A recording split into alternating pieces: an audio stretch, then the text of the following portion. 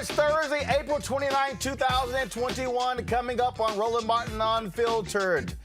We'll recap President Joe Biden's address to Congress last night. He makes his way to Atlanta, pays a visit with former President Jimmy Carter. We'll also talk with two members of the Congressional Black Caucus. Plus, an economist will take a look at Biden's economic plan and what does it mean for Black America. We'll also update you on some of the police abuse stories we have been covering. In Minnesota, a grand jury will decide whether to indict Derek Chauvin and his fellow officers on civil rights violations. In Ohio, the family of Ma'Khia Bryant, they're calling for a federal investigation into her death, and the mayor there wants the feds to investigate his police department. And in Texas, medical examiners have ruled the death of Marvin Scott III a homicide. Plus, in Florida, a bill that will limit drop box locations and restrict who can drop off ballots passed the Senate and is headed to the State House. In Georgia, the Morehouse College debate team, they've dropped out of the national tournament because of racism. We'll talk with the head of the debate team and one of the debaters. And in Baton Rouge, Louisiana, lawmakers call for the removal of the Republican education chair for his comments about slavery. We'll talk with the chair of the Louisiana Legislative Black Caucus. Plus, all that more coming up on Roland Martin Unfiltered. It is time to bring the funk. Let's go. He's got it. Whatever the biz, he's on it. Whatever it is, he's got the scoop, the fact, the find. And when it breaks, he's right on time and it's rolling. Best believe he's knowing. Putting it down from sports to news to politics. With entertainment just for kicks, he's rolling. It's on go, y'all. It's Roland Martin, rolling with Roland now. He's funk, he's fresh, he's real, the best, you know he's Roland Martin now.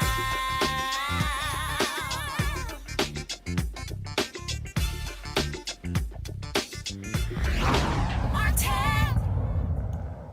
On Capitol Hill today, lawmakers and advocates who want to overhaul the nation's policing laws held a series of meetings searching for a bill that could pass first of all, that could pass the United States Senate. The families of several victims of police violence met with South Carolina Republican Senators Lindsey Graham and Tim Scott to discuss negotiations over the bill related to police reform. Keep in mind, the bill has already passed the House. Now it goes to the Senate.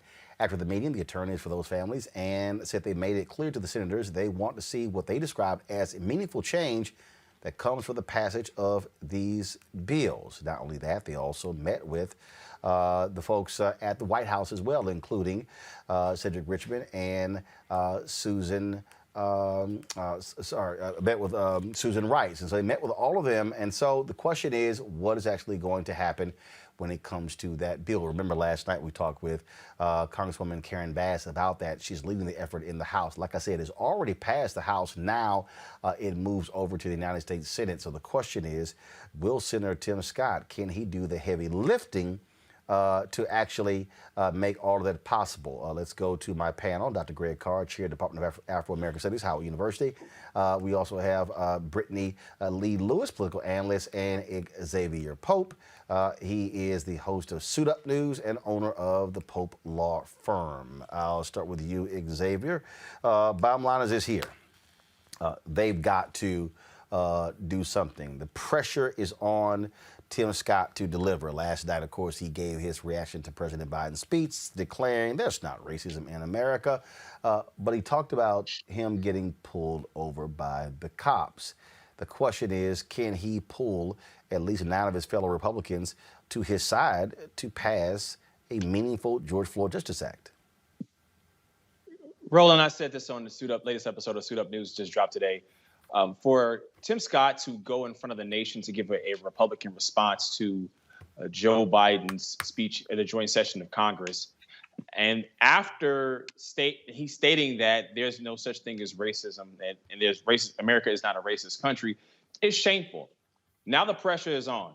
What are you going to do beyond maybe posture around and become a binky for bigots on television and actually get meaningful change in the face of racism that's actually happening?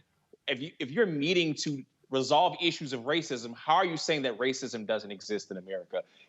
Right now he's showing himself as a hypocrite, and is he posturing around for those that just want to see a black man in position as their black friend, or is he truly working for meaningful change? Well, the speech last night, bottom line is, Brittany, was all about the Republican response. But now, again, he now can show his mettle as to, he talked about in his speech about how he tried to pass reform last year. He's focusing on it right now. Okay, now we got to see what you can do. Bottom line is you got to put up, shut up. Yeah, well, we know Tim Scott's game. I don't think he's actually committed to any form of real justice when it comes to policing or when it comes to the racialized violence that we deal with on a day-to-day basis as Black folks. I mean, it's very clear. This is the same person who says that America is not a racist country. Granted, we know that, his speech yesterday was riddled with not only historical inaccuracies, but just straight up contradiction on multiple levels and lies. But I'm not sure that he's going to be able to be the one to lead this charge. I think he's going to put on a front as if that's something that he wants to do. But at the end of the day, he's backed by many of the same entities that are pro-police, right? So I really don't see him leading the charge here. Greg Carr. I agree with Brittany. He's not interested in anything other than the GOP returning to power. We've got the rest of this year and a little bit of next year. They're trying to play for time. Talk about, to echo Brother Xavier, talk about hypocrisy and cynicism.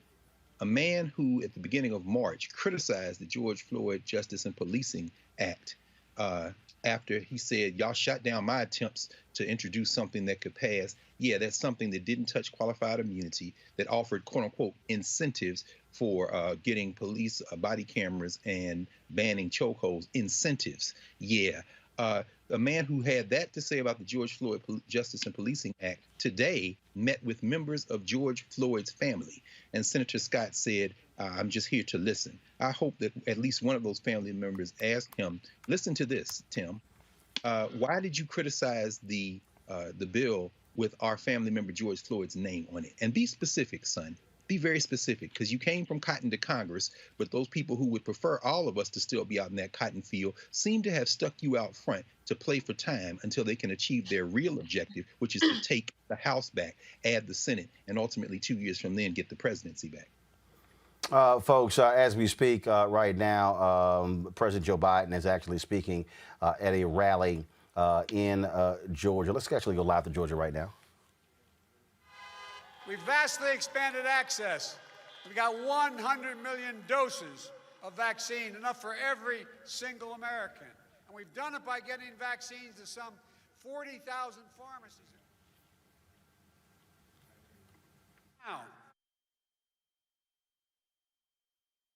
Now everyone over the age of 16 is now eligible to get vaccinated right away.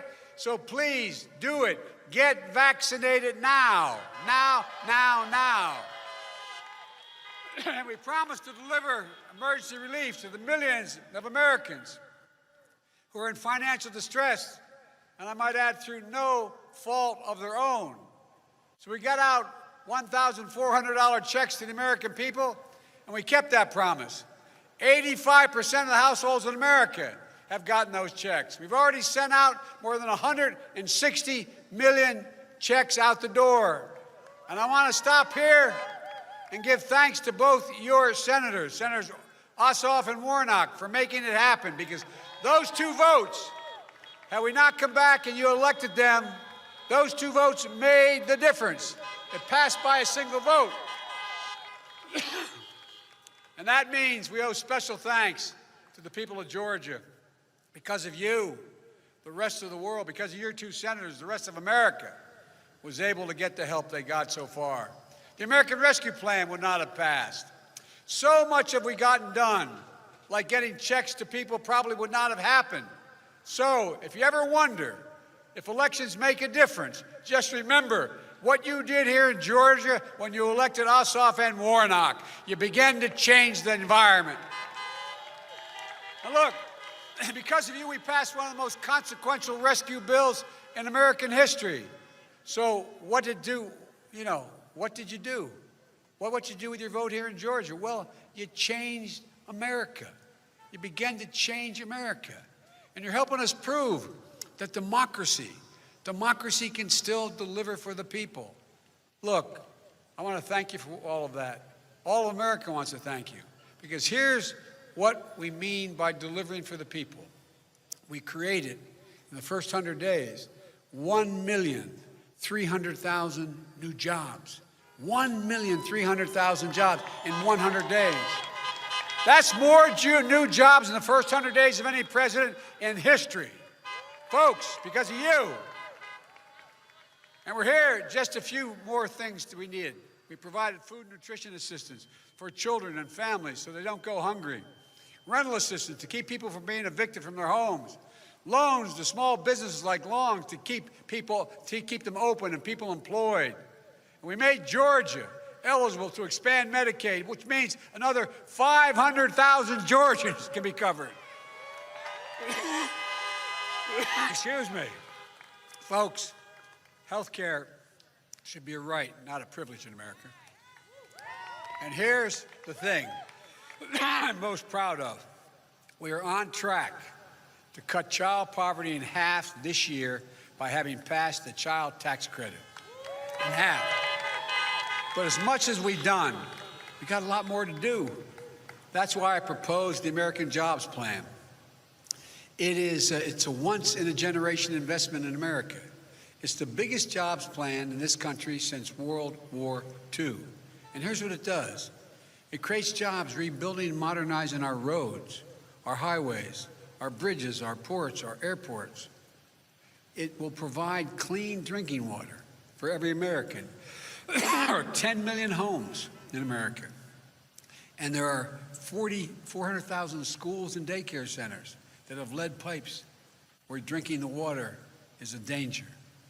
We're going to replace 100% of those nation's lead pipes and service lines so every child can have a turn at the faucet and know what they're drinking is clean water. Folks, we're going to provide reliable high-speed internet everywhere in America, including rural America. 15% of Georgia households do not have internet at all. We're going to change that. And those infrastructure projects are going to create millions of good-paying jobs just installing them. We also know that 2 million women have dropped out of the workforce during this pandemic. 2 million because too often they have to choose between whether or not they can get care for their child and their family or go to work. In the 21st century, infrastructure isn't just steel and concrete, it's people. And it's time we start paying people who come to our homes and care for people that love them and going to take care of them. And folks, you know, when a lot of people talk about climate, they forget to mention the most important word. I made a promise when I was down here running that I would, in fact, immediately rejoin the Paris Climate Accord on day one, which we did, and I would have, in the first 100 days, a climate summit here in America, inviting all the world's polluters and all the world's emitters, including the biggest nations in the world. And they came, everyone from Russia to China to the European Union to India, all of them. And you know what? What came across? Every single one of those countries, whether they're going to meet their obligations or not, is finally understanding that taking care of saving the planet is going to create millions of good-paying jobs. Millions of good-paying jobs. We're going to put engineers and construction workers, electricians, electrical workers, building efficient buildings and homes. We're going to install 500,000 charging stations along the highways we're going to rebuild. And there's no reason why the blades for windmill turbines can't be built in Pittsburgh instead of Beijing. There's no reason. There's no reason that American workers can't lead the world in the production of electric vehicles and the batteries that propel them. We can do what we need to do in saving the planet and yet create millions of good-paying jobs. This, of course, is President Joe Biden now speaking in Duluth, Georgia. This is actually a DNC event. It is not an official White House event. That's why you do not see it being carried on the White House YouTube channel. It is available on Joe Biden's Facebook page and his YouTube channel. And so the move here, Greg, for him to immediately hit the road harkens back to 2009, when the stimulus bill was passed, and President Obama's sort of attitude was, folks will figure it out, as opposed to, no, you've got to hit the stump. You've got to, make it plain in talking to people and letting them understand what's going on. That's right, Roland. It's interesting. We'll look back at little moments that seem small at the time, but will likely add up to a larger inflection point. Remember in the debates, when asked the health care question, he embraced the Affordable Care Act, of course, so Obamacare, and then said, but then we're going to expand it with the Medicaid expansion. And it's going to be Biden care. Wait, what just happened? Oh, you're learning from the past. You need to now go on the offensive. Last night's speech and him on the road now, which is almost like a State of the Union move, right? I mean, you're out there now selling your State of the Union address. He's really treating last night as a State of the Union address in many ways. You see, it's no mystery why he stood there and talked to Bernie Sanders immediately after coming off the podium. What he was saying last night has the fingerprints of Warren, has the fingerprints of Bernie Sanders all over it with this expansion. So what we're seeing is he has learned from the past, and by he, I don't just mean Biden, I mean really the Democratic apparatus, it appears. They've learned. You've got to take this fight to their throat. And by harping on this Medicaid expansion possibility in Georgia, which isn't yet a reality, shout out to the Corn Pone clan adjacent governor of Georgia, Brian Kemp, who would rather see his citizens die than get Medicaid expansion. Biden is now going to put this knife on the throat of white nationalism and ask them once again, you going to pick your whiteness over your life? I think it's a good move. He's got to go on the offensive. And he certainly, as you said, learned from the past. I know we have a couple of CBC members waiting. Let's go back to this speech. I'm going to go to Congressman Al Green, Congresswoman Brittany Lawrence. Let me hear a little bit more of President Joe Biden's speech. Then I'm going to the two CBC members. Over 10 years to increase their capacity to do everything but deal with cybersecurity, all those things where the jobs of the future are. Second thing we're going to do, provide quality, affordable child care. I was a single dad for 5 years. When my wife and daughter got killed right after I got elected to the United States Senate as a 29-year-old kid, what happened was I was lucky. I had a daughter. I had two boys survive. My daughter and wife were killed, but my two boys survived. And fortunately for me, I had an incredible family. My sister, my brother, and my mother and father, they basically moved in and helped me raise my kids. Because although I was a senator, I was listed as the poorest senator in history, but not history, but in the years I was there, I couldn't afford the cost of daycare. I couldn't afford the cost of child care, but I had them. I don't know how I would have done it without them. So understand how important child care can be. Under my plan, most folks won't pay more than 7% of their income for child care as a max. And the folks who need it the most and can't afford it all won't have to spend a dime. That's important. And the third thing is American Family Plan will finally provide up to 12 weeks of paid family and medical leave. I want to Congresswoman Brenda Lawrence of Michigan, Congressman Al Green of Texas, do a full screen of the speech. I want because here's something that the Democrats, again, this is what happens when you're learning. Drop our lower third, please. Drop the lower third. This is what they're doing. First of all, this is the feed that is going out to Joe Biden's YouTube channel, President Joe Biden's his personal YouTube channel, as well as his Facebook page. You see text number 100 days, getting back on track, Democratic logo in the top left corner. Looks like under Jamie Harrison, Congresswoman Brenda Lawrence, Democrats are learning how to use communications and social media and digital platforms to drive home a message. You know what's so beautiful about being a real leader is that although our president is one of the oldest we've ever elected, he has surrounded himself with all levels of knowledge and experience. He does not walk away from youth because there's still experience regardless of what age you are. And you see it being played out. Even his speech last night, how diverse that was. I mean, he just went down the line checking all the boxes. It was really remarkable. And I'm just impressed. And Roland, one of the things, someone asked me what was the difference last night. So I've been to for 7 years. I've been going, and before that, I would go to the State of the Union, and it was so electric. It was this power in the room. Everything's buzzing, and you just feel energized being there. Last night, there was no electricity. It was just Joe Biden having a conversation with the people that was elected to come and serve and do the work. And his resounding message was jobs and let's get it done. Last night, Greg Carr was part of our coverage, Congressman Al Green, and he said something important. He said it was a workman-like speech. It was a blue-collar speech. And in fact, the headlines today is that President Joe Biden is looking to undercut Republicans by specifically appealing to blue-collar workers and with that type of speech and that type of agenda. Agree or disagree? Agree. And I was honored to be in the room at the time the speech was delivered because, as you know, for 4 years, I protested the previous president. This previous president took us to the edge of insurrection.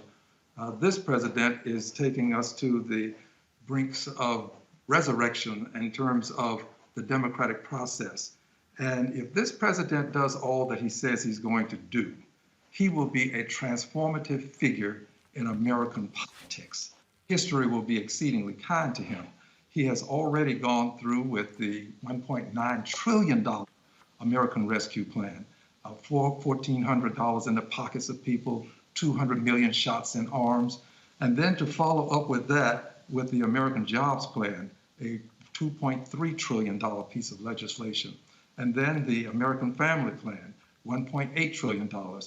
He has the potential to do what no president in my lifetime has done, and that is to transform the political as well as the economics of the United States of America.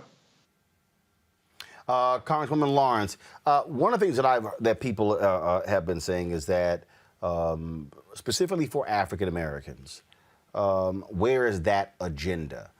He spoke a little bit last night, obviously talked about the George Floyd Justice Act. How do you respond to that? How do you respond to people African Americans who want to hear a specific agenda for them? Well, the thing that, a couple of things that really just hit the sweet spot for me, the education piece. I'm a firm believer, and I know if my people are educated, my people can create, develop, manage, and do anything that we need in this country. And the fact that he is going to invest every child doesn't mean you meet a certain demographics. We'll get 2 years of preschool, and then the community college. Black women carry the highest level of student debt in America. To think that for 2 years you can get that education, you get that certification for a skilled trade. Our skilled trades are too white. And we know that those are career opportunities, but we have this barrier of joining a union, getting your apprenticeship. And so for me to hear that investment in education, and then the other part of that is criminal justice reform. If you educate my people, they will not be in prison. But then we must address the criminal inequities that are in our country when it comes to building a police force that has been built on unfortunate turning the other head as we see racism and violence incorporated with the man wearing and woman wearing the badge. And so when he talks about the George Floyd and the thing that was so powerful last night, Roland, is he said, argue with me, fight with me, but get it done. It's time. And to me, that was the message that we needed to hear. This last 4 years has been horrific. To sit and see a Congress that's just stagnant. If you're Republican, I won't support it. If you're a Democrat, I won't support it. And then let's not even talk about the Senate, who won't even bring forth a bill to be debated for us to do our job. So that's, to me, what do we need? We need healthcare, we need education, and we need justice, criminal justice reform. And I tell you, we'll take it from there. Congressman Al Green, one of the issues that President Joe Biden mentioned last night, H.R. 1, John Lewis Act, you are having to deal with Republicans in Texas, our home state, trying to drive hard a voter suppression bill. Yes, H.R. 1 is the For the People Act. The John Lewis Voting Rights Act is absolutely something that we need in Texas because it would reinstate Section 5 of the Voting Rights Act, which was eviscerated, and that emasculated Section 4 of the Voting Rights Act. So this is exceedingly important for Texas and, quite frankly, for minority people all over this country, because the Voting Rights Act has given us the protection of a pre-clearance requirement before you can start to do the gerrymandering that takes place too often as it relates to us. But I would say that he's done this. He has caused us to move forward with what we've always said we needed to do, and that was to have the conversation about race. This president, unlike any other I've seen in my lifetime, is not afraid to use the language of those who are suffering. You cannot change the status quo using the language of the status quo. He's not afraid to say systemic racism.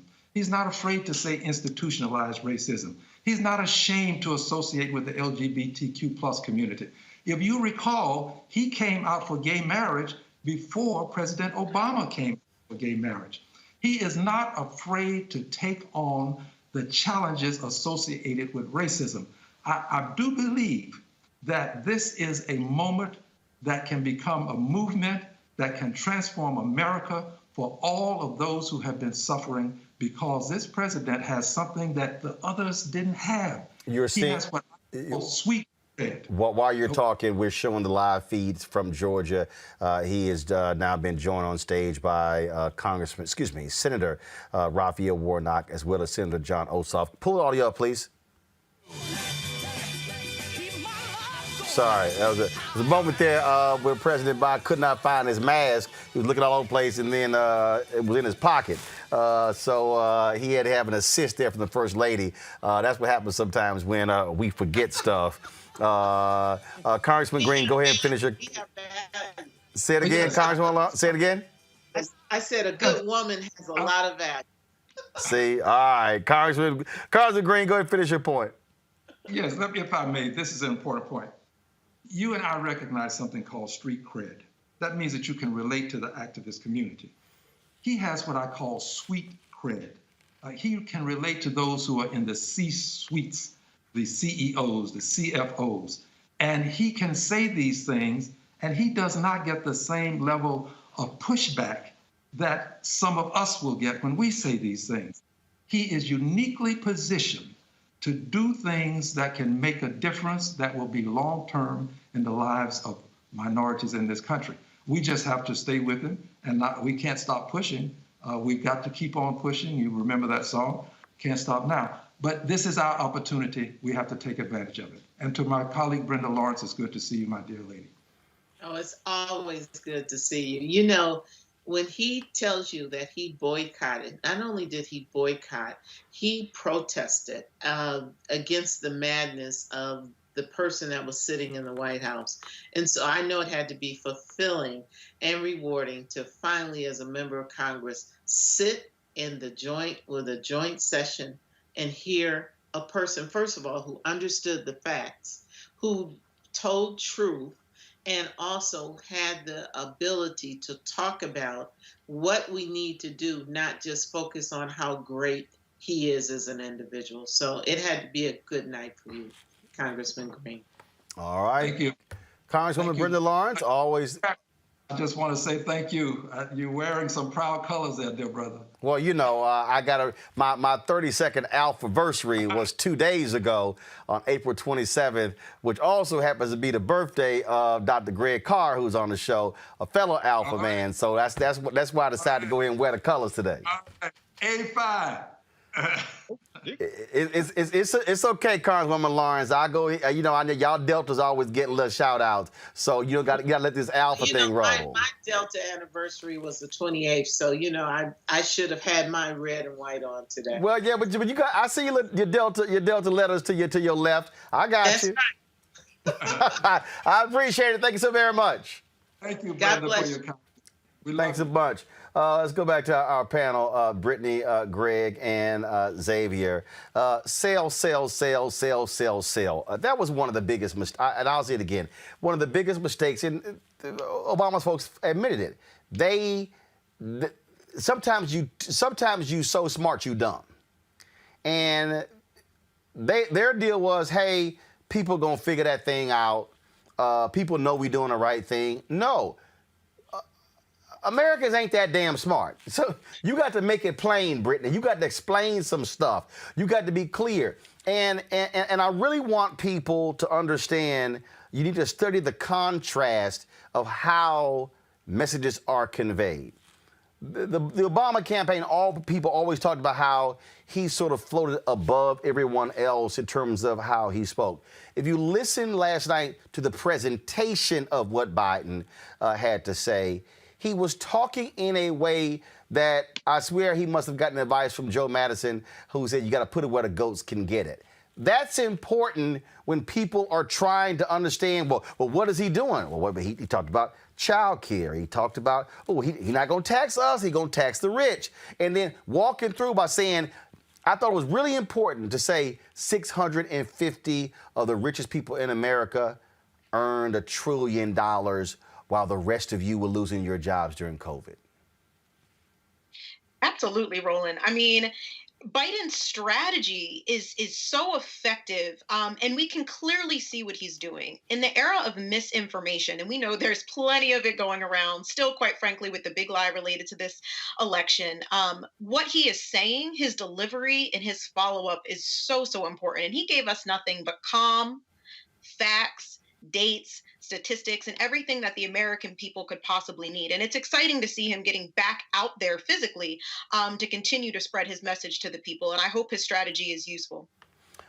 Xavier, messaging is going to be important. I think hitting the campaign trail is vital as well, because he has to rally people to get behind the agenda, to put pressure on their senators to vote for it.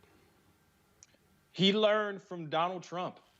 Donald Trump spent his entire time in office trying to take his message out to his constituency, selling lies over and over again until it affected the mainstream view of what was happening in American politics. And so Joe Biden is taking a cue not only from is Barack Obama in terms of some of the progressive policies, but now using the instrumentality of Donald Trump and continuously putting out the message in front of the American people and speaking in language that they understand.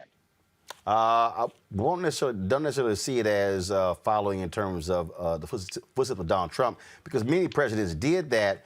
But I think the key is, again, driving home your message. And it's no shock, the first place he went was Georgia, Greg. That's absolutely right, Roland. He is going to have to be a bit of a happy warrior. Of course, Walter Mondale made transition a few days ago, a couple of weeks ago, in the spirit of Walter Mondale's mentor, Hubert Humphrey.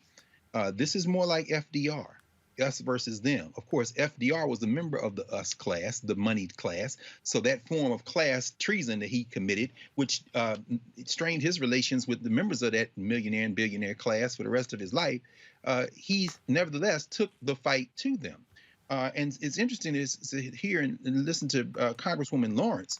You know, when this man says that clean drinking water will be everywhere, and he names the number of schools where you can't drink the water. I'm sure all of us remember those schools. So I mean, if you're like me, you went to one of those schools. Don't drink out of that water fountain. And I worked for a school district in Philadelphia. You go into buildings. No. So what does it mean for Joe Biden, after having kind of clothed himself in the spirit of, in some people's construction, the last good president, Jimmy Carter, the Christian president who's still out there building houses. What does it mean for him to emerge and basically tell Brian Kemp, you're not going to expand Medicaid? We got that done. It's on you now, Chief. What will it mean for him to drop down and land in some of that upper peninsula part of Michigan and say, we're trying to put these pipes in? By the way, those of you who say, what are they doing for black people? Last I checked, Flint was black.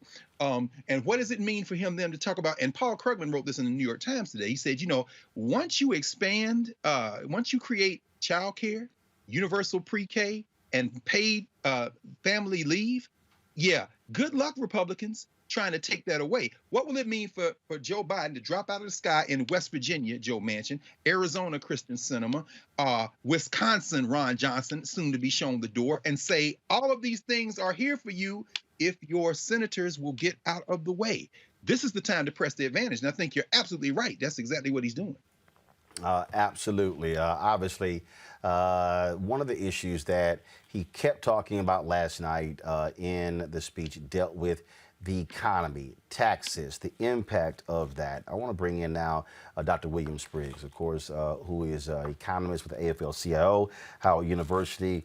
Doc, it was interesting. Senator Tim Scott said in his response that, if Biden increases your taxes, wages are going to go down.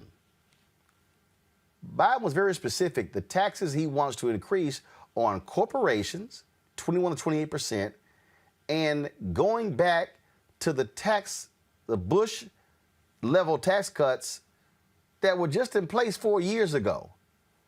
I'm trying to figure out how in the hell is that going to drop wages? Well, we were promised that with the tax cut that came in place that gave billions of dollars to the richest corporations and richest individuals, that would lead to tax breaks for them, wage increases for us. And the promise was that wages would accelerate. So that's what Scott is talking about, except we gave billions of dollars, and exactly as Joe Biden said, the wages that went up were for the CEOs.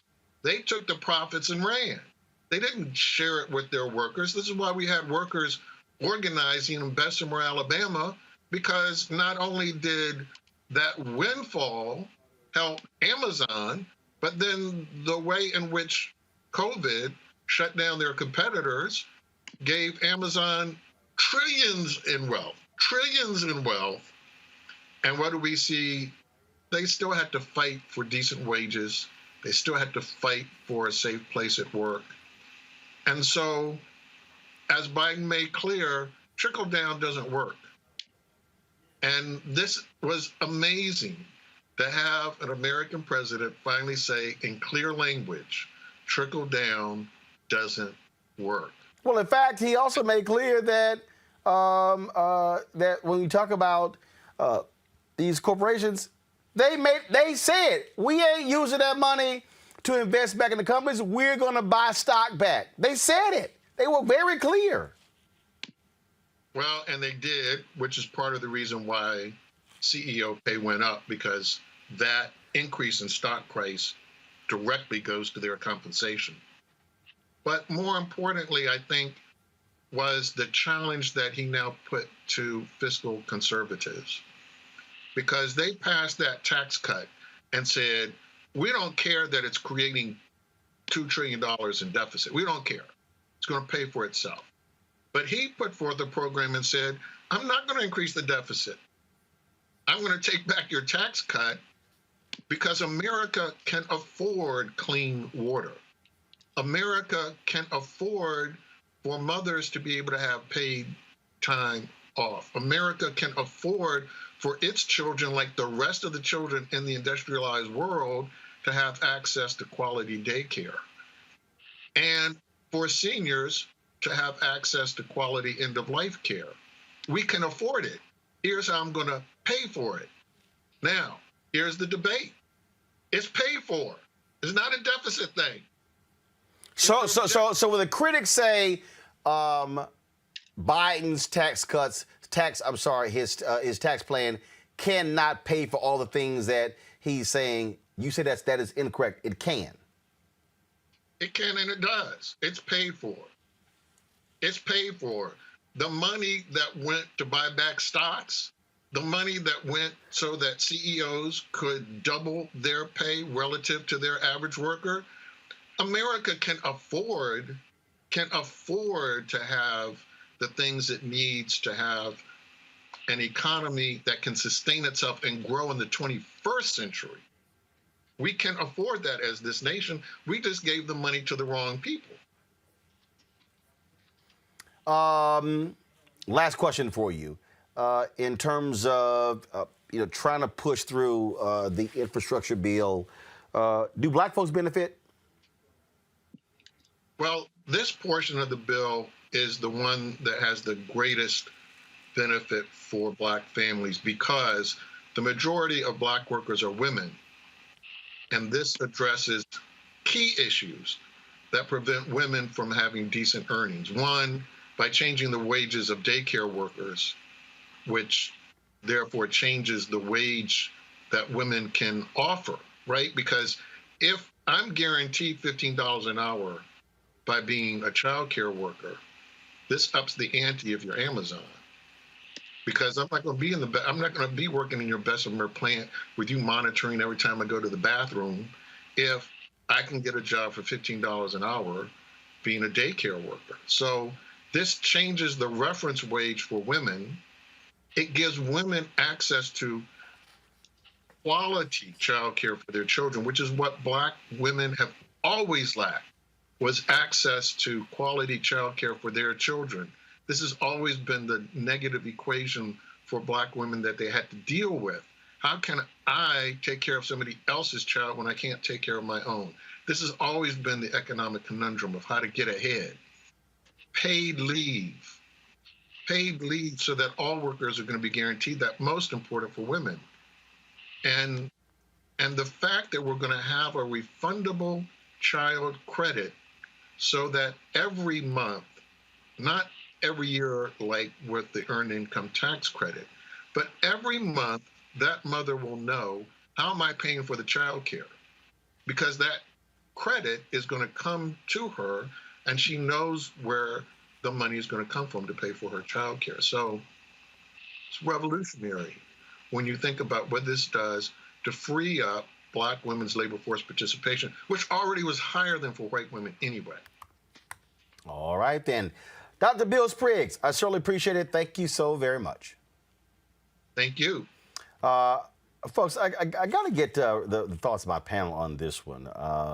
We all know that Dr. Cornel West was not the biggest fan of President Barack Obama. But he appeared on CNN International today, and he said something that was interesting, where he praised President Biden, said that he had more courage to fight on core issues than President Barack Obama. Can't wait to get y'all thoughts on this one. Listen. When he ran for the president, you supported Bernie Sanders. Now that we're 100 days into the Biden administration, 400,000 schools and daycare centers. have you revised your assessment of him and maybe think that he could be a little bit like Lyndon Baines Johnson and surprise us, especially on the issue of race?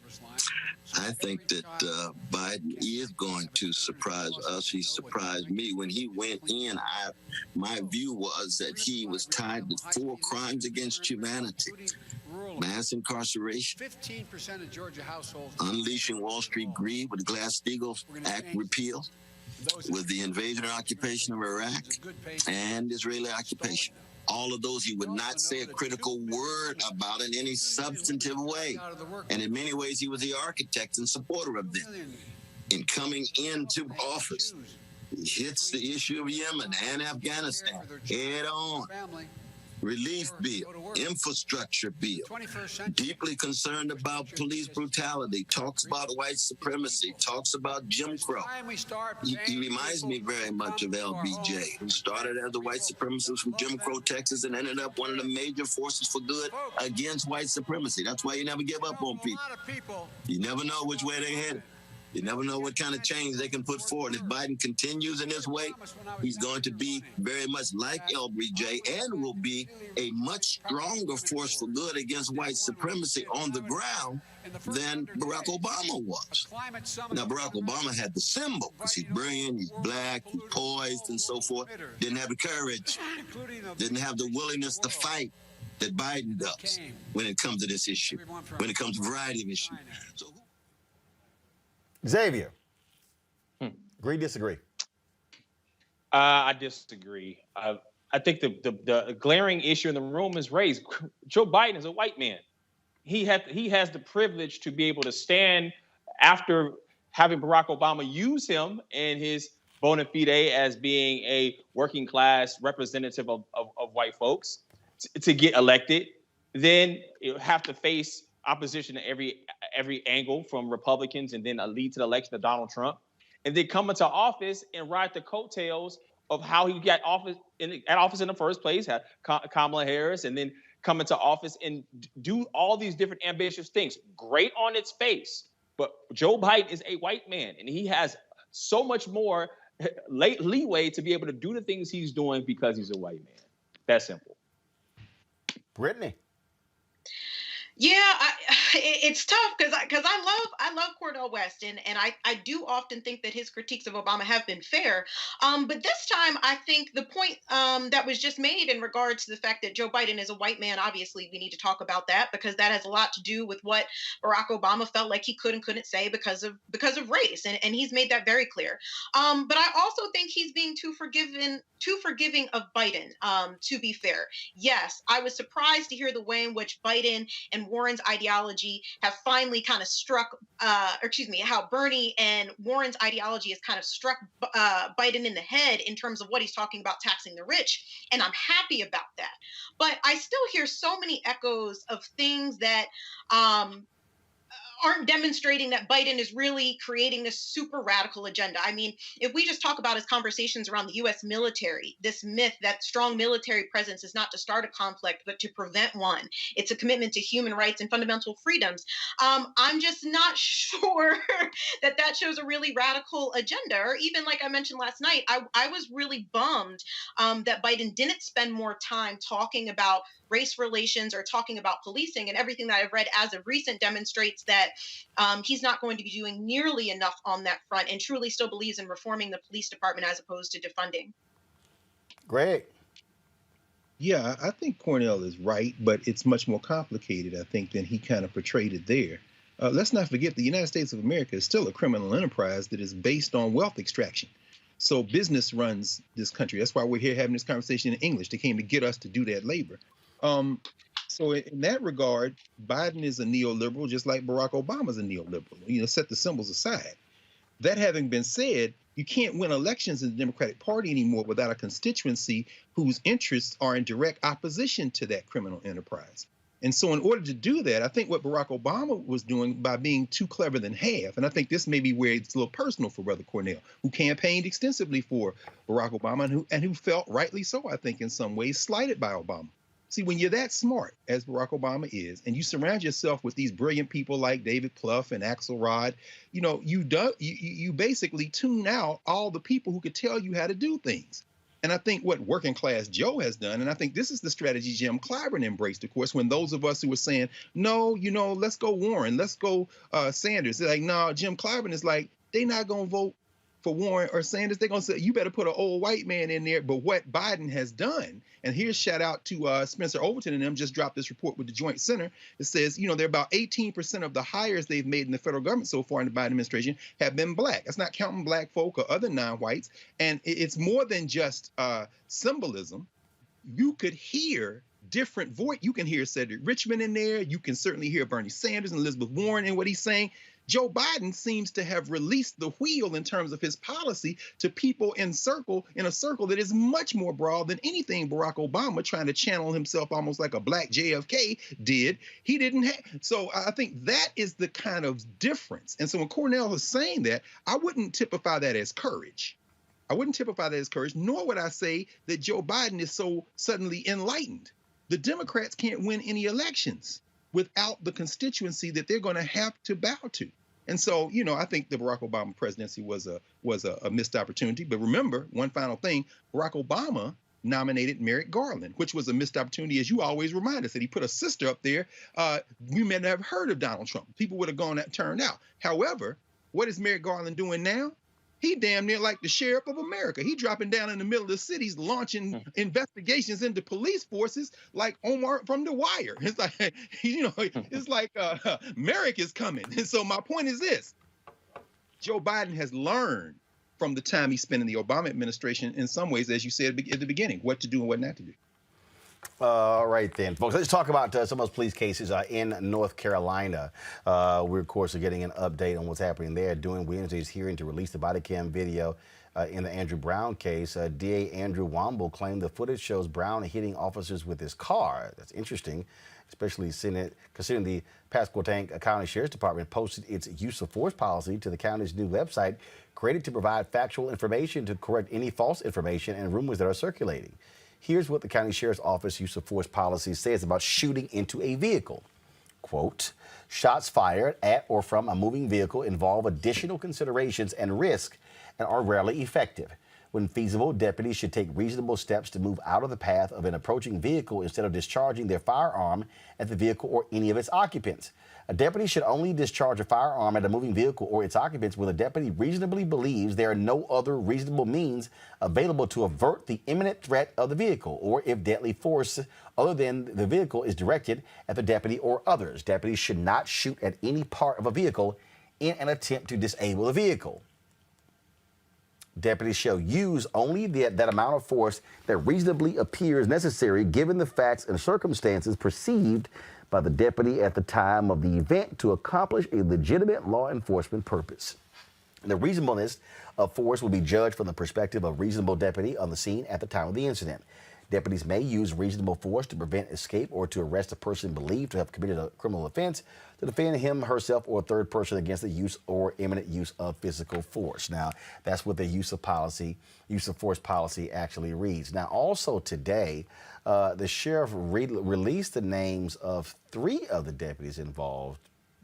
But if y'all have the video that we showed yesterday, can y'all show the actual video? It was more than 3 deputies who were involved. I don't quite understand why they're only giving us 3 names. That's kind of interesting. Makes no sense to me. What we still are dealing with here, Brittany, like this is the video right here. So I'm just trying to understand, why only 3 names are being revealed. It just makes no sense to me. But that's sort of what we have. And again, the sheriff released those names. Let me, if I can pull up right now, I'm gonna go to the Charlotte Observer, their website, where they actually have a story listing those names. Allow me to pull it up right now. Let's see if we can pull it up. All right. Having some issues here. Looks like, they have these blocks on the site, but it says that the sheriff, he's actually released 3 of those names.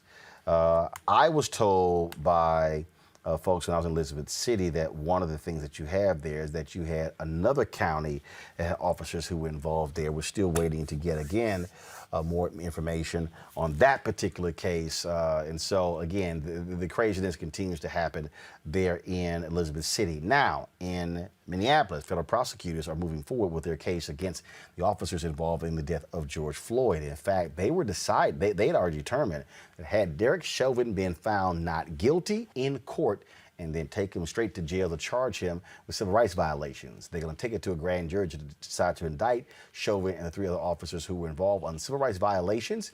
In addition to Floyd's murder, Chauvin could face the indictment for the violent arrest of a 14-year-old boy in 2017. He's accused of striking the teen on the head with his flashlight, grabbing him by the throat, and hitting him. Xavier, again, this is the difference between an aggressive Department of Justice and one that makes excuses for police misconduct. Yeah, we saw the previous Department of Justice openly say that there were no issues, attack the consent decrees, and put out all types of barriers in terms of being able to get to the bottom of policing.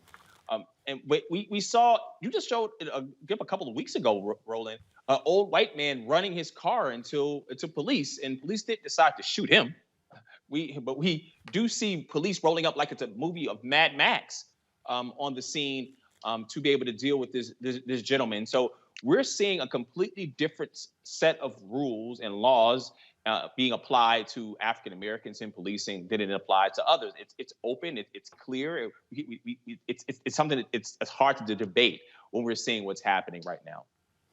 Brittany. Yeah, I mean, under Trump, we know the pattern or practice investigations were largely curtailed, but Attorney General Garland is definitely showing some eagerness to revamp them. He's opening, like you said, investigations all over the place. So, I mean, and we need it, Roland. Even we think about what happened with Andrew Brown. These folks only provided 20 seconds of body cam footage. They decided to immediately declare a state of emergency. 7 people were placed on leave, 3 others resigned. And I just feel like if that doesn't tell you something isn't right, then I don't really know what would. And I'm glad, there is a continued pattern here, and I am glad that the DOJ is stepping in. This continues to be an ongoing problem. Real quick, Roland, we also saw in Chicago that Adam Toledo, there was a DA that was disciplined after he misrepresented what was on the video. And so who are we to believe what's going on with this particular DA being representing what's actually in the video when they're withholding the video right now?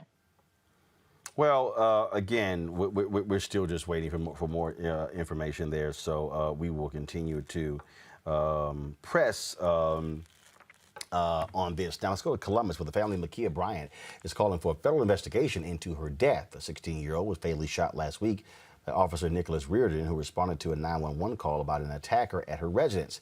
During a news conference, Bryant's family and their attorney, Michelle Martin, announced they're calling for investigations into Ohio's foster care system and the shooting incident.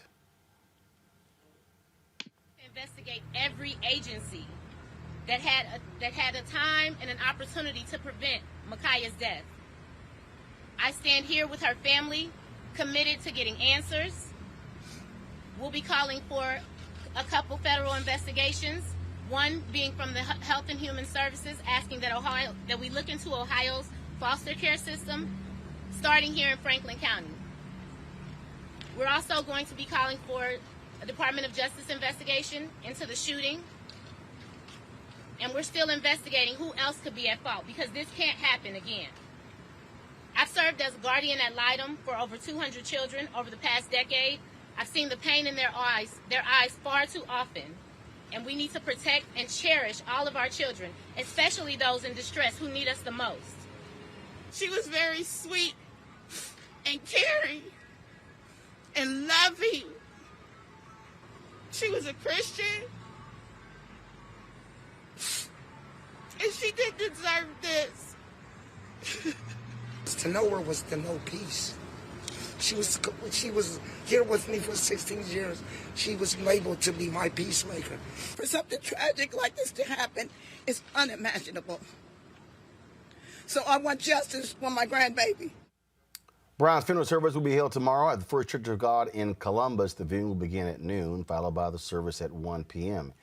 In addition to that, the mayor of Columbus, Andrew Ginther, he is asking the DOJ to commit a full-scale investigation into his city's police department after several high-profile fatal police shootings. He wants the DOJ to evaluate the city's current reform measures, determine whether they are efficient, and make recommendations on what to change. They also ask federal officials to determine if racial disparities exist within the city's police department within areas such as hiring, use of force, recruitment, and discipline. That is something that we have seen before, Brittany. We saw mayors saw the police chief in Philadelphia a few years ago, the mayor of New Orleans, Mitch Landrieu, a number of years ago as well. Of course, we saw Merrick Garland announce the DOJ was going to be looking at the patterns and practices in Minneapolis as well as Louisville. Yeah, I mean, I'm glad that the DOJ is doing a deep dive. You know, Representative Bass that you had on last night, I really thought that she hit the nail on the head when she put it so eloquently. She said, "White folks get public servants, and Black folks get warriors, and we are so tired of watching our own die."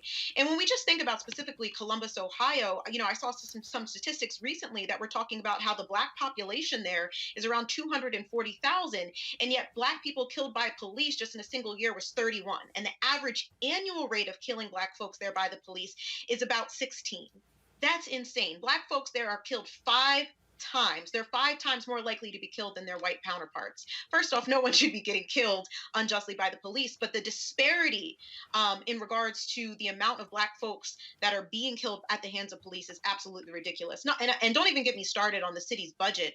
You know, the 2020 proposed budget for Columbus, Ohio alone allocated almost $400 million to the police and around $100 million on education, health, public services, and recreation combined. So you can't tell me that Columbus, Ohio is really not just a police department in and of itself with underfunded services on the side. Folks, let me give you an update of a case out of Texas where the official cause of the death of Marvin Scott III has been determined as a fatal acute stress response in an individual with previously diagnosed schizophrenia during a restraint struggle with law enforcement. More than a month after his death, the family was allowed to view the video of his last moments.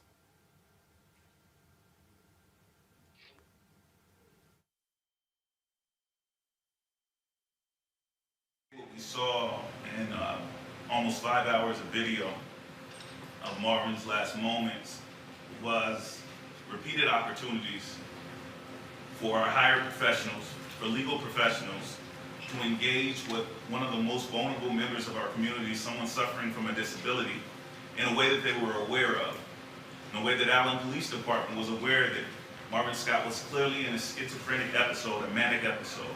There were clear, open signs that even the untrained eye could have observed that Marvin Scott needed help.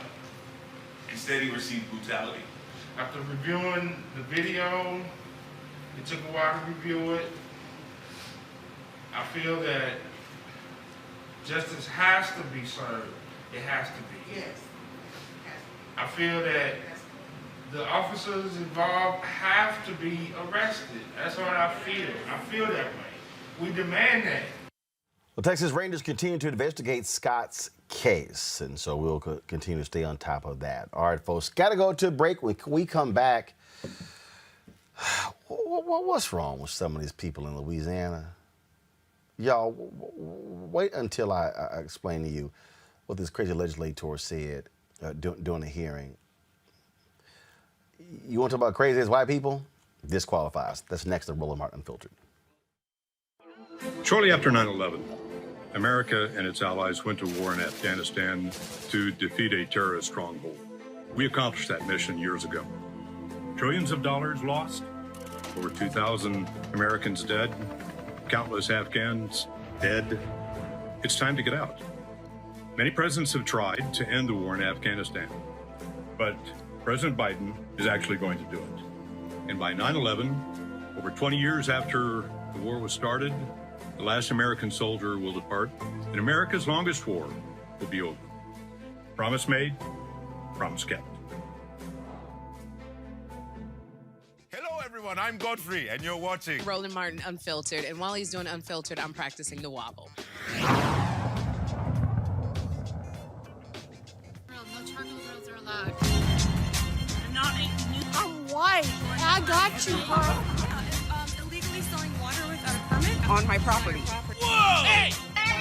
Give us your ID. You don't live here. I'm uncomfortable.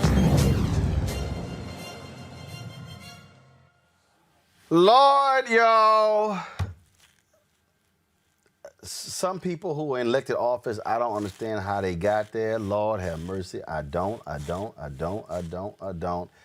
Listen to what this fool said during an education hearing in Louisiana.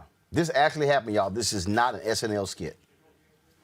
Let's talk about page 4, section E, line 21. On the original bill? This is the bill that you had marked up for us and sent us that shows the red line changes. So that might be a little different, but I think it is section E. it says nothing in the section shall be construed to do any of the following: inhibit or violate First Amendment rights of students or employees, and or undermine intellectual freedom or freedom of expression, prevent a school from promoting racial, cultural, ethnic, intellectual, or academic diversity or inclusiveness if such efforts are consistent with the provisions of this section.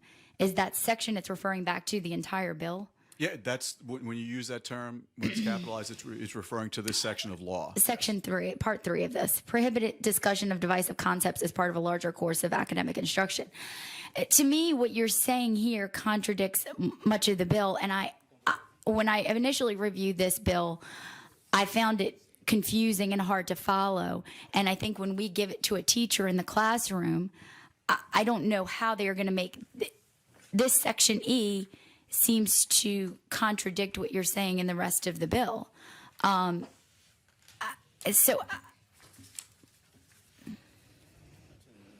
So what would you consider part of a larger course of academic instruction? First off, if you go to page 4, line 16, it says D1, each school governing authority shall adopt policies and procedures for the investigation of complaints relative to noncompliance with this section. So the policies and procedures sets out what the policies and procedures should maintain. So the teachers won't get this bill. The teachers will receive the policies and procedures as set out by the district. Okay, but let's go back to Part 3 of this. Prohibit discussion of divisive concepts as part of a larger course of academic instruction. What does that mean? Exactly what it says. I mean, the words on the page are if there's But what is a larger course of academic instruction? If you're having a discussion on whatever the case may be, on slavery, then you can talk about everything dealing with slavery, the good, the bad, the ugly, There's no good to slavery, though. Well, then whatever the case may be, you're right. I didn't mean to imply that, and I don't believe that, and I know that that's the case. But I'm using that good, bad, and ugly as a generic way of saying that you can teach any factually based anything, regardless. None of us were around when slavery occurred. We can rely on the history that was written about that time. We can rely on primary documents that we have found, but nobody sitting here on the earth was around when the United States had slavery. So none of us were alive when most of history was written. History is constantly being written. It is a fluid concept. How can history? A fact is a fact. So I don't understand what you mean by a fluid. Please explain to me what you mean by a fluid concept. I'm saying history is yesterday. History is 2 days ago. And what occurred. That's exactly what I'm saying. We agree on that. But we can experience the same event and potentially have differing views. I mean, you know that as an attorney, that witness testimony can vary. It comes back to there are divisive concepts that are taught in the larger course of academic instruction, and the first part of this bill seems to contradict the ability that you're allowing them to teach divisive concepts as a part of a larger course of academic instruction. And I think that's when many of the opponents have had trouble reconciling those two ideas. The Black Caucus, they want Representative Ted James to be removed as a result of this nonsense. I can't even just really. First of all, so Ted James joins us right now. This is Representative Garofalo with these crazy comments. The good, the bad. Really? Really, sir? I'm confused. You know, Roland, we were all confused. The fact that this person was elected, that's problematic. The fact that this person is the chairman of the education committee, he is a leader in our body, and would say something so stupid, so insensitive, and borderline racist is extremely problematic to us. And as the chair of the Legislative Black Caucus, we've asked for his immediate removal from the position. And I think that we've also been joined by several of our Republican colleagues who also know that he shouldn't represent our body in a leadership role. So Republicans agree with y'all and said, yeah, he got to go. You know, Republicans pleaded with him for months. 3 months ago, he brought up an issue because LSU had a series called Dismantling the Vestiges of Racism, and they wanted to dismantle white supremacy. And he said that white supremacy doesn't exist. We don't have structural racism. So him starting this conversation 3 months ago, and on yesterday, our Speaker of the House, who was a Republican, asked him not to run that bill, and he had promised the Speaker and he promised myself that he wouldn't run the bill. And 3 hours later, he's now a national headline for his racism and his stupidity. So what's next? Is it going to be removed? We don't know yet. I had a 2-hour meeting today with the Speaker. The Speaker is hearing from not only the Black Caucus, but other members of the legislature who are Republican and other constituency groups. I know that the Speaker of the House, the Democrats and the Black Caucus put him in office as Speaker, but I know he's going to take the weekend to, make a decision. I really get a kick out of, this is, after listening to Senator Tim Scott last night, I really get a kick out of how nearly every time it's one of these stories, it's a Republican who's involved. Republicans continue to show us why we need to elect more Democrats. I was appalled that Tim Scott continues to allow himself to be used by the Republican Party to stand up there and say what we all know to be false. We know, especially in a state like Louisiana, we rank 50th in education, and this is the guy who is the chair of our education committee. And he says that there's no structural racism in a building. I go into a state capitol every day with the images of slaves sketched into the building. So for him to make that idiotic comment as a chairman is extremely problematic. And then, I think that was what was even worse is that he took the floor yesterday in what we thought was going to be an apology. And he said, well, number one, the Speaker asked me to come down here. And I apologize that the media is taking my comment out of context. You all know me, and if you want to come talk to me about it, come see me at my desk. That was equally as insulting and probably even more insulting than his idiotic comment that he made in that committee yesterday. I get a kick out of folks who are saying comments were taken out of context when we played the entire comment in text.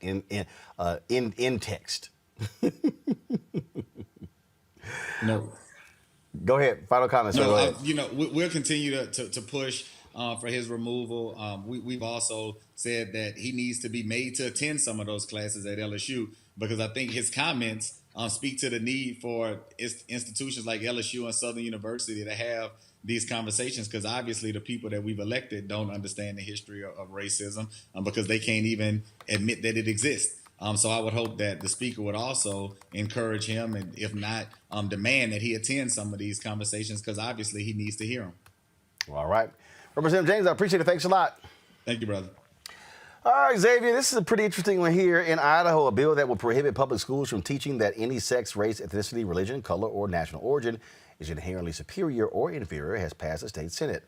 Some GOP folks there believe discussions about critical race theory are teaching students to hate their country. However, students disagree with that notion and say the discussions on racism don't teach them to hate their country, but instead allow them to understand the U.S.'s history. Students held a protest against House Bill 377 on the Idaho Capitol steps. During that protest, the Senate announced they would be taking up the bill. It's just nuts. It's just nuts, Xavier. How these Republicans are just going crazy. Oh my God, critical race theory. Frankly, being led by the white supremacist Tucker Carlson on Fox News. Roland, they want to continuously shift the conversation away from having about race and structural racism and solutions and governing to be able to resolve these issues by stating that bringing up these issues themselves are racist, which is ridiculous. And like the previous segment talking about the representative who openly said, I didn't say that, just to use lies as ways to be able to stand firm and go against these issues. And so we're seeing this ridiculous culture war, the attempt to misdirect the conversations about ways that we can actually change how we do things in this country. They want to stand firm, sell their narrative of racism to their constituencies, and try to win offices based on them, change the rules, and try to continue to get things working in their favor. It's ridiculous.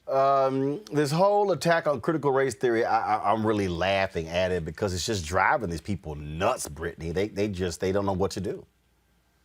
They really don't, Roland. And we're seeing these types of bills go out all over the place. We've seen it in Iowa, like you just showed. We saw it in Louisiana. We're seeing it now in Idaho. And what's interesting to me is, first off, you cannot force feed Americans ahistorical information, really for the purpose of patriotism and trying to get them to, I guess, essentially try and rebuild the Republican Party, because you can't vote that way if you truly understand the history and what their policies stand on, which is this history of racism and sexism. And then I feel like if they're looking for this blind patriotism, right? If this country as exceptional, as profound as the GOP constantly suggests, which is why we shouldn't be teaching anything counter, why do they feel the need to remove indisputable facts about the country's history? Allow people to be patriots or to join your party after they obtained a diverse array of information and develop critical thinking skills. I really want to know how limiting, censoring, and cherry picking what can be taught in the classroom is any different than what the GOP claims happen in communist countries. Isn't the American way based on freedom of information and knowledge? So, I mean, the question really comes down to, do we want historical facts and details that are well researched and published by experts, or do we want this kind of cherry-picked nationalism in thought? And to be quite frank, the latter is petrifying, and we're seeing this kind of ideological attack happen in so many states. So we got some work to do.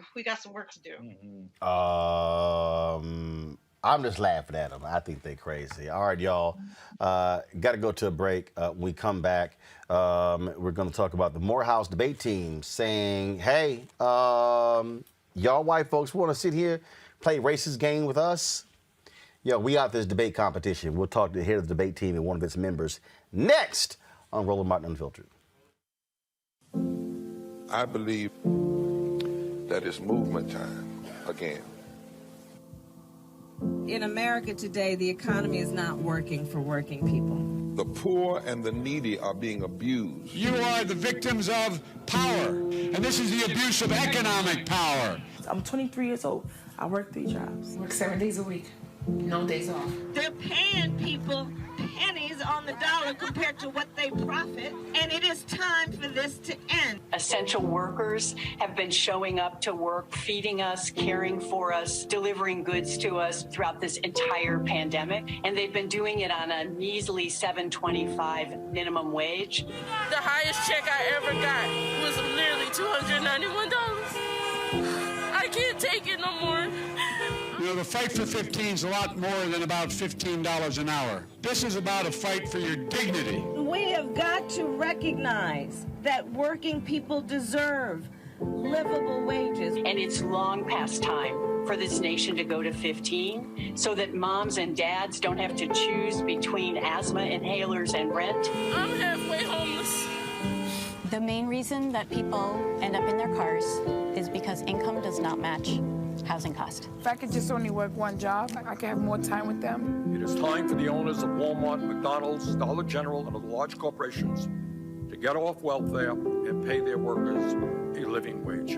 And if you really want to tackle racial equity, you have to raise the minimum wage. We're not just fighting for our families, we're fighting for yours too. We need this. I'm going to fight for it till we get it. I'm not going to give up. We just need all workers to stand up as one nation and just fight together. Families are relying on these salaries, and they must be paid at a minimum $15 an hour. $15 a minimum. Anyone should be making this to be able to stay out of poverty. I can't take it no more. I'm doing this for not only me, but for everybody. We need 15 right now.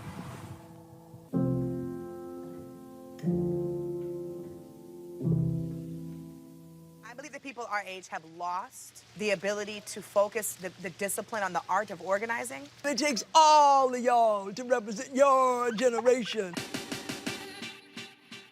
The African proverb says, the young go fast, the elders know the way. That is so freaking dope. What a powerful combination. The challenges, there's so many of them and they're complex, and we need to be moving to address them. But I'm able to say, watch out, Tiffany. I know this wrong. Like you said, giving folks the wisdom and we can go fast together. Mm-hmm. It happens in a lot of spaces. I don't think it happens enough.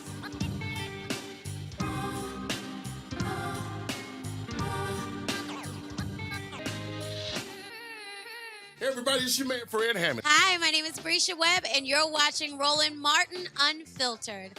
Ow. Well, I like a nice filter usually, but we can be unfiltered.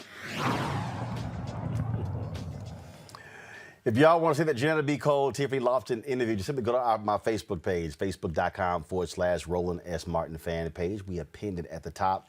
It's a conversation you do not want to miss, that intergenerational conversation. All right, folks, let's talk about the drama at Morehouse. Award-winning members of Atlanta's Morehouse College speech and debate team suddenly pulled out of the U.S. University's debating championship tournament in protest earlier this month. During the debate, which was being held on Zoom, the black debaters could see and hear white debaters from other colleges mocking them and using racist gestures and comments. Professor Kenneth A. Newby, the director of the debate team at Morehouse College, joins us right now. Doc, glad to have you. So take us through, first of all, explain to people, what is this national championship? Sure. This is the United States Universities Debating Championship. It is the national championship for the British parliamentary debate format, and it's grown over the years to be the largest intercollegiate debate championship in the country. You regularly have over 200 teams competing from colleges and universities from around the country, everywhere from the University of Alaska to the University of Miami to Harvard, Yale, Brown, Morehouse, Spelman, you name it. So it's the movie The Great Debaters on steroids. Yeah, that's a fair characterization, although the format is a little bit unique because you don't have one team versus another team. In each debate round, you actually have 4 teams that compete against each other, and they don't compete for just a win, they compete for a ranking. So the teams are ranked in ordinal fashion from 1 to 4 in order of who did the best debating. All right, so y'all are participating in this debate. Your team is on Zoom. Then what happens? What I'm going to recount for you is my best explanation from what was told to me, because I wasn't in the debate room, the virtual room. I didn't have a chance to observe it, and it wasn't recorded, so I didn't have a chance to even witness it on a rewatch to see what happened. But what was communicated to me by my students is that the other debaters that were in the round that they were debating against were engaged in inappropriate behavior, making inappropriate gestures, making anti-black, mocking them, mocking their tonality, even when they were asking them questions in the debate. There's a procedure called points of information that allows you to interrupt the speaker to ask a question. And when they were doing that and having those interruptions, they were doing it in the most inappropriate ways. But then sort of the offensive behavior in the space didn't end there.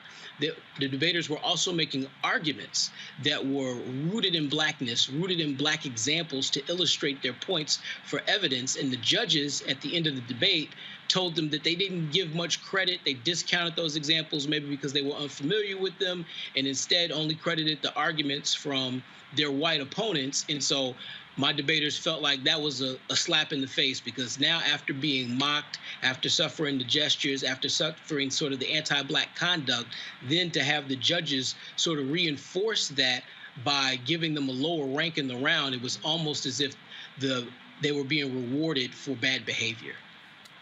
The decision to pull out, when your debaters came to you and they said this is happening, did you try to talk them into staying, or did you say, your call? I did not try to talk them into staying.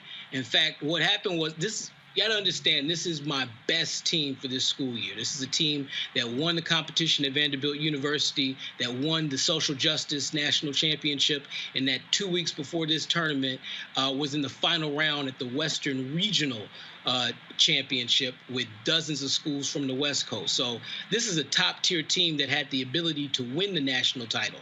So when they came to me with this issue and said, we don't want to debate in this tournament anymore, we filed an equity complaint based on the conduct, and one of my debaters was literally incapable of even talking to me about it. His partner had to talk to me and relay the information. I knew it was a situation that we had to immediately take seriously. So what I told them was that this was not going to be your issue as individuals. This was going to be a team issue, and that as a program, we're going to stand together and we're going to pull out this tournament, but we're also going to continue to demand that the tournament address the issues that you raised, as they promised to do. And did they? And have they?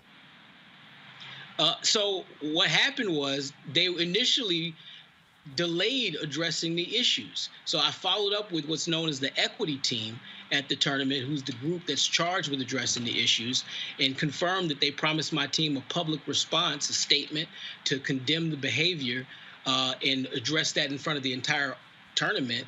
And they said they were working on it. And so while they were working on it, Morehouse drafted its own statement. I came back to them and said, do you have your statement? Are you ready? They said, we're still working on it. We said, well, you know, it's not acceptable to just continue the tournament as if nothing has happened when there's an important issue that you've acknowledged that you need to address, and it's not being done. So we demanded that they then post our statement. They refused, so we posted our statement ourselves, and we asked other schools to stand in solidarity with us and to refuse to continue to debate in the competition until these issues of anti-Blackness within this debate space were addressed. Are you satisfied? What more do you want to see done?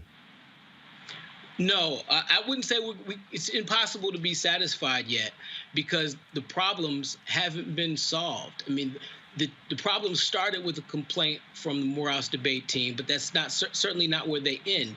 We ultimately had a forum at the tournament that I moderated, in which debaters from all over the country talked about their very important issues, talked about the issues of anti-Blackness that they had experienced at the tournament and writ large in the British parliamentary debate space. In particular, for example, there was an amazing contribution from the debaters from Spelman College, who recounted some of their experiences in the preliminary rounds of the debate. And the Spelman College debaters also called upon folks to join Morehouse and to pull out and to refuse to continue to debate in the tournament. And what happened was you saw a series of teams who were withdrawing from the tournament and saying, you know what, if Morehouse is not debating in this tournament any longer, neither are we. And that ultimately led to the cancellation of the tournament. Now, the fact that the tournament was canceled is in and of itself is not sufficient, because that does not address the equity issues that were raised now, not just by Morehouse, but by numerous colleges and universities. So that's the larger, more complicated challenge that we have to address as a debate community: how to deal with these issues, how to mitigate them, to prevent them from occurring in the debate space in the first place, and how to better address them when they do emerge. And those conversations are now starting to happen with coaches from around the country. Questions. Brittany, you first. Yeah, so my first question is, how are judges picked for these debates? Like, is there any type of screening to make sure that they're well-versed on racial issues? Yeah, what's the process there? So the tournament's hosted this year by students from the University of Pennsylvania. Those students then select what's known as a chief adjudication team. That chief adjudication team is responsible for managing all of the judges in the tournament. But the judges in the tournament are a mixture. They're a mixture of what we'll call institutional judges, in other words, judges that are provided by the colleges and universities that are in attendance. And then there are also judges that are recruited, so who are called independent adjudicators. And those judges are recruited by the chief adjudication team. They come from a variety of places. They're often very experienced judges in terms of being skilled in judges. They have to submit judge CVs, which are considered, and then based on those judge CVs, they're selected and then provided subsidies to attend the tournament. But in fact, one notable judge, a couple notable judges rather, who were attending from South Africa, noted that once they heard our issues, they were no longer going to continue to judge in the competition. In fact, they noted that Morehouse had previously stood with debaters from South Africa when they protested at the World Universities Debating Championship in 2019, and they remembered that support and wanted to return it and stand with Morehouse in solidarity at this national championship. Xavier. Ken, what were the names of the institutions that were involved in this egregious conduct? Are they disciplined in any way? And are there any procedures on the books to be able to address some of the behavior that they were involved in? And who is going to be involved if there aren't anything, if there is anything on the books, to be able to institute new policies to be able to penalize teams that engage in conduct like we've seen here? Well, let me deal with all parts of those questions. So first, as far as the names, we don't really know the names. The reason why we can't be sure of the names is because when teams are competing, they compete under pseudonyms. And the reason why they compete with this type of anonymity is that you want to try to mitigate any bias that may come against the fact that you may have, say, Harvard University debating Atlanta Community College. You don't want Harvard to win just because they're Harvard. You want the debate to be decided based on the arguments. So we can't even specifically identify all of the teams that were in the round with us. But as far as the discipline goes, the tournament does have equity procedures. They're written procedures set up. They're not supposed to countenance or accept any kind of discriminatory behavior off of any protected class, such as race, for example, or sex. That type of discrimination, whether it would be sexism, racism, any conduct of that matter is expressly prohibited under the tournament's policies. And the equity team is the team that is charged with addressing any complaints. And so that's why I highlighted the fact that my team filed an equity complaint, had their equity complaint investigated by this team. That team determined a response was warranted, but then didn't deliver the response that they should have delivered under their own policies, frankly. And that's why it was such a big deal to us at Morehouse, because if you're going to have a tournament and you're going to have rules and procedures, then you need to follow those rules and procedures. And delaying addressing issues that are of urgency in terms of importance is just not acceptable. And if I could belabor that point for one moment, we didn't want anyone to continue debating in the tournament under the guise that that behavior was somehow acceptable. And that's what happens if the tournament doesn't say, hey, something inappropriate happened in this last round. We're not going to stand for it. We condemn that behavior. It's against our policies. And if it happens again with these people, or if it continues, you will risk being removed from the tournament. That's the type of support that a tournament should offer to students who make these sort of complaints. All right, then. Well, great job. Keep giving them hell. And maybe Senator Tim Scott is watching and realize that there's still racism in America. Facts. I appreciate it. Doc, thanks a lot. Okay, take care. Thank you. All right, thank you very much. All right, folks, let's go to Illinois, where students had to evacuate an Illinois high school after a caller threatened to blow it up if the track coach did not lose her job for making a racist remark to a black student. During practice, the girls' PE teacher and track coach at Marion High School, Sarah Baker, allegedly called one of her 15-year-old runners a black, barefooted African from the third world. Protesters marched to the school demanding Baker's firing. Baker is now on paid leave. In Pennsylvania, a school assignment about the trial of Derek Chauvin has upset many parents and students. The teacher asked students 10 questions about the case. Here are some examples. Should Chauvin have been charged with murder if he did not directly kill him because there was an amount of drugs in his system that then affected his heart? Another question, Chauvin did not follow protocol and had a knee on Floyd's neck for way longer than necessary. Floyd was resisting arrest, so why is Chauvin still considered breaking the law through negligence? Explain if you don't know what negligence is, then look up the word. Students who felt uncomfortable were given an alternative assignment. The Archdiocese of Philadelphia released a statement saying, in part, School administration immediately communicated with those families after reviewing the assignment in question to apologize and discuss a plan of action moving forward to address the concerns. Those families with whom school administration was in contact expressed that they were pleased with the planned resolution. Really? That's how we roll in, Xavier? I mean, this is just ridiculous. I mean, calling someone an African booty scratcher, basically, in one instance. You have another instance that misapplies the facts and what the jury found in order to press upon students to be able to teach them something that's not true. Nelson Mandela said that you can't, no child is born hating. They have to be taught to hate, and they have to be taught to love. And so educational institutions are the first place that people learn to be able to get along with each other and find more about the outside world. And if you're fostering hate in the educational environment, why are you even teaching in the first place? Disgusting. Brittany?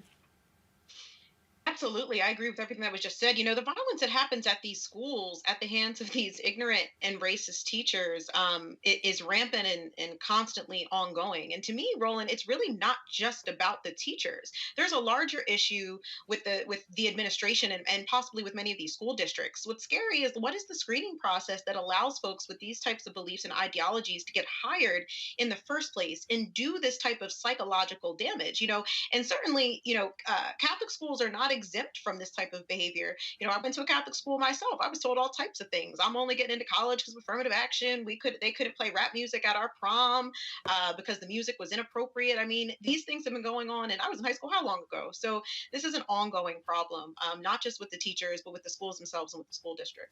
Hey, folks, the man whose face went viral from the white nationalist rally in Charlottesville, Virginia, is out of a job. The Nevada National Guard expelled 24-year-old Peter Satanovich after uncovering his extremist affiliations.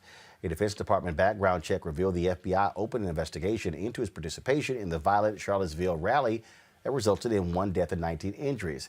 Satanovich could not obtain a security clearance, and as a result, he got expelled from the armed forces. Oh, I'm so sorry. I'm so sorry he lost his job. No, I'm not. Speaking of losing a job, folks, this crazy-ass white woman in Virginia caught on video harassing her black neighbor, calling her not the right color. She lost her job, too. Roll it. They're so crafty like you. Watch me. Watch me handle it. Watch me. You know, they're not the right color, honey. No, I'm a nigger. Yes, you are. I'm a nigger. Yes, you are. I'm not talking to my daughter. That's the only thing you do. I'm a what? I'm a nigger? Why can I tell you? I'm a what? I'm a what? Put mine on my property? Put mine on my property?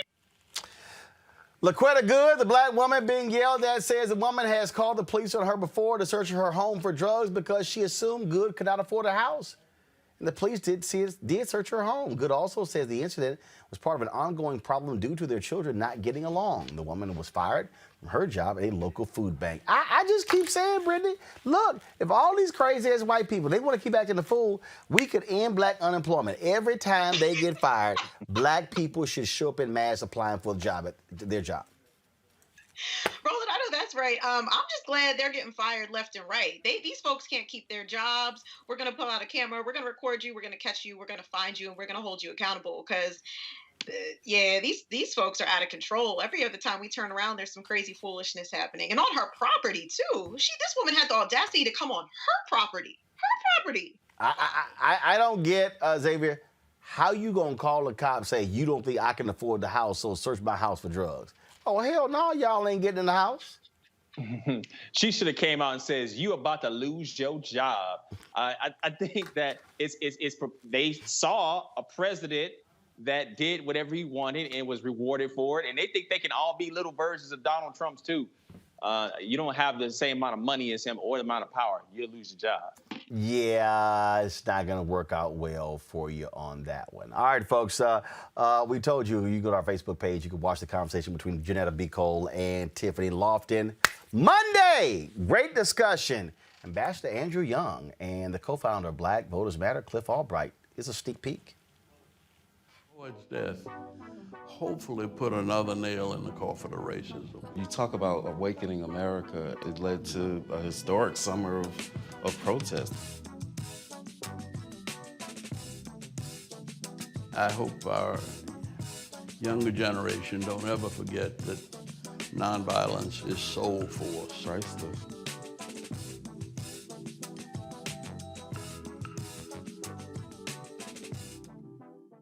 Folks, we have 6 weeks of this intergenerational conversation, so it is phenomenal. I certainly hope you guys can participate in watching it. So go to our Facebook page. It's going to be on Facebook and Instagram every single Monday. It's going to be premiering 11 a.m. on Monday. Looking forward to that. Hey, if y'all want to support what we do, please join our Bring the Funk fan club. Every dollar you give goes to support the show and what we're able to do as we travel around the country, giving you the kind of perspective you're not going to get anywhere else. You can do so, of course, Cash App, $RM Unfiltered, PayPal.me/R Martin Unfiltered, Venmo.com/RM Unfiltered. Zelle is Roland at RolandSMartin.com. Also, Roland at RolandMartinUnfiltered.com. You can also, of course, send us a money order to 1625 K Street Northwest, Suite 400, Washington, D.C., 2006. Well, I certainly want to thank Dr. Greg Carr, Brittany, and Xavier for being on our panel today. Thank you so very much. I certainly appreciate it. Folks, that is it for us. We shall see you tomorrow right here on Roland Martin Unfiltered. Don't forget, after the show here, we're gonna actually restream President Joe Biden's rally in Duluth, Georgia today, and so you can look forward to that. As I said, go to our Facebook page, go to the top of the page. You'll see the conversation between Janetta B. Cole and Tiffany Lofton. It's amazing. In fact, I got to do one more thing. Sorry. So, I came into work today, and this woman, she dropped off her Bring the Funk fan club membership, y'all. Now, I want y'all to see this here. And she was hanging around, waiting for me to speak, to give it to me. Her name is Camille Saratin. I believe she is. Did you say she's Iranian or Iraqi? I thought Henry told me that. Encloses a small contribution to support the truthful journalism, and she actually Henry shot this video. Watch this. Come on, guys. All right, hold on. I'm gonna fix that. Hold on. She did do audio on here, so give me a second. I want to get this right here, y'all. I don't know why we don't have audio because it's on here. Let's see here. Go up here. Sound. You guys should have the sound. Not sure why you don't have sound. It's telling me you have sound. Sounds all the way up.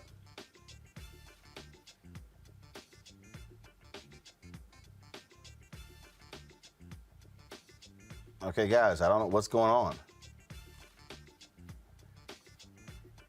Okay, we got, I don't know why we're not hearing the sound. The sound's on the iPhone. So let me try it this way then, fine. Okay, since that ain't working, go to plan B.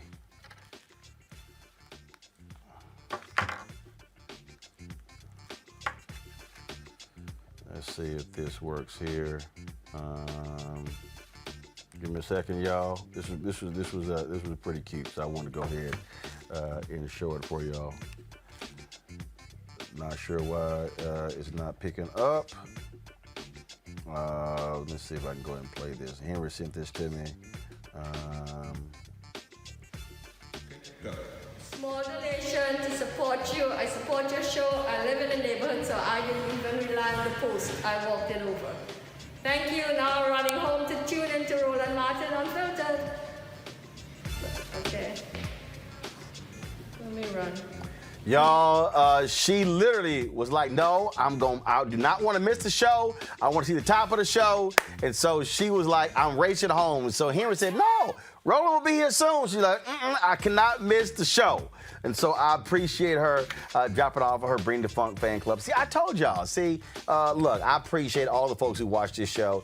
There are people who Middle Eastern descent. There are people who are Asian, who are white, who are Latino who watch the show. I appreciate folks, African Americans and others. People understand that we're providing something that you're not getting, the level of honesty and the unvarnished truth that other people are afraid to say. And so we appreciate everybody who watches the show, who supports us. And I'm telling you, your dollars are critically important. Again, y'all, Cash App, $RM Unfiltered. Our goal is real simple. We want to get 20,000 of our fans contributing a minimum of $50 each. That's $1 million a year to pay for what we do. We've got some amazing announcements coming up. I cannot wait to share them with you. You can support us again at Cash App, $RM Unfiltered, paypal.me/R Martin Unfiltered, Venmo.com/RM Unfiltered, Roland at RolandSMartin.com. And I told y'all, if any of y'all are buying show gear, send us a photo. And then we'll show the photo. We'll give you a special shout out. We will show the photo of you in your Roland Martin Unfiltered gear right here on the show. So thank you so very much. I shall see y'all tomorrow. Holla!